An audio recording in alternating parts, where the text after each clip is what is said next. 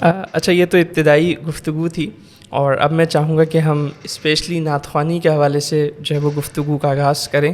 تو اس ضمن میں سب سے پہلا میرا جو سوال تھا وہ کلام کے حوالے سے، کیونکہ نعت خوانی ظاہر سی بات ہے ریلیٹڈ ٹو کلام ہی ہے، کلام ہے تو وہی نعت خوانی ہے.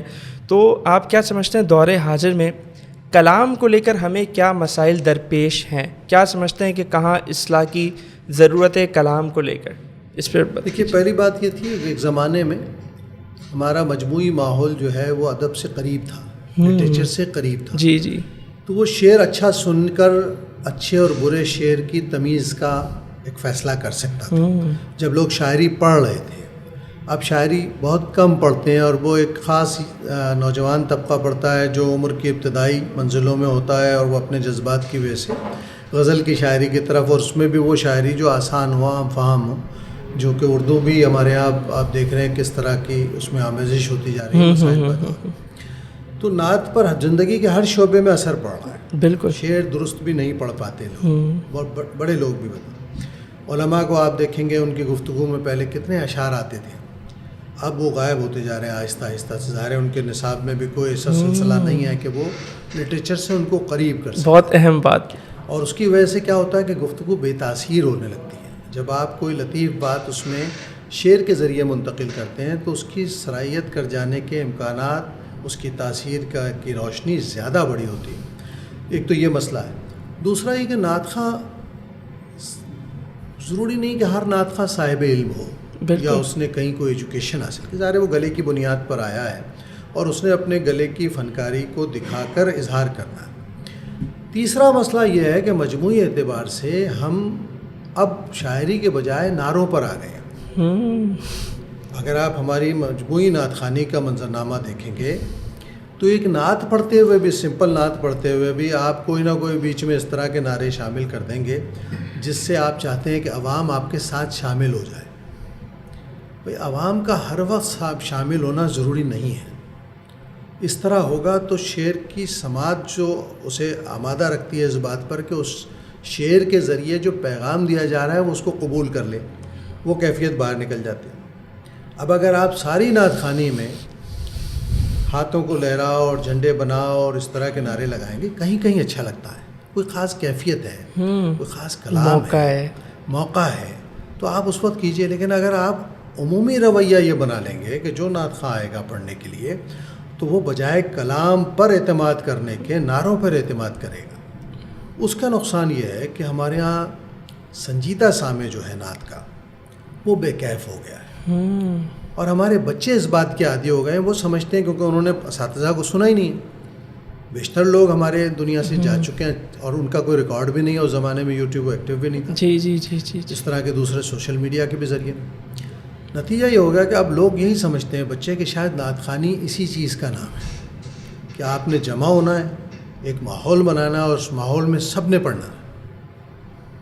تو اس کے فوائد بھی ہیں اور نقصانات بھی. ایسی چیزیں جلوس میں تو کام آ جاتی ہیں، لیکن جلسوں میں میرا خیال ہے کہ اصل بات یہ ہونی چاہیے ہمارے پیش نظر کہ جو چیز میں اپنی گفتگو میں یا اپنے شعر میں بیان کر رہا ہوں وہ فکر سامنے والے تک منتقل ہو، وہ سنجیدگی سے سنے کہ میں کیا کہہ رہا ہوں.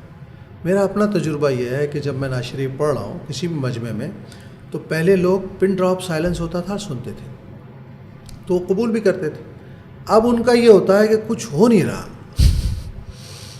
اب اس کچھ ہو نہیں رہا میں سبھی بھائی پڑھ رہے ہیں تو خاموشی سے پڑھ رہے ہیں، یا ایکسپائرڈ کوئی بھی پڑھ رہا ہے خاموشی سے پڑھ رہے ہیں. وہ جو ہونے کا انتظار ہے نا وہ ہمارے مجموعی مزاج کا حصہ بن گیا ہے اور اس نے کچھ مسائل پیدا کر دیے. پھر ایسے شعراء کی ایک کھیپ آ گئی. ظاہر ہر ضرورت پیدا ہوتی ہے تو اس کے ساتھ اس کے ڈیولپر پیدا ہو جاتے ہیں. بالکل. پھر انہوں نے نعروں میں ہی ساری چیزیں لکھنی شروع کر دی ہیں. پھر اس میں آپ کے عقیدے جس طرح کے بھی ہیں آپ اس کا اظہار کر رہے ہیں، چاہے کوئی بھی ہے مسئلہ. تمام مسالک میں آپ یہی دیکھیں گے مسائل کہ اس کا اظہار تو بری چیز نہیں ہے، لیکن اس کا اظہار نعروں کی صورت میں جو ہے صرف نعرہ بنا کے دے دینا اور فکر پر عمل پر اکسانے کی کوشش نہ کرنا، یہ نقصان کا باعث ہے اور ہو سکتا ہے مزید مستقبل میں.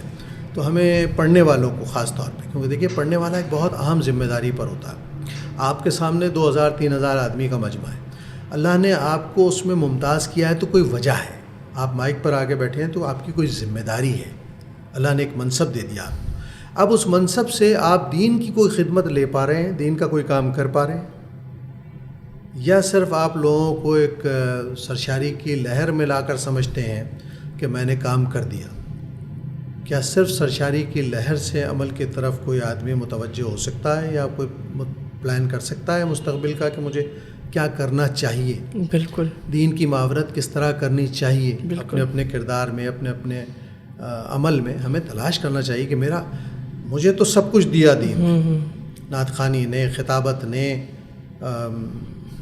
اور دیگر جتنے بھی اظہار کے زاویے ہیں, میں نے کیا دیا, میں نے کیا دیا دین کو, میں کس حد تک شامل ہو سکا اس کام میں.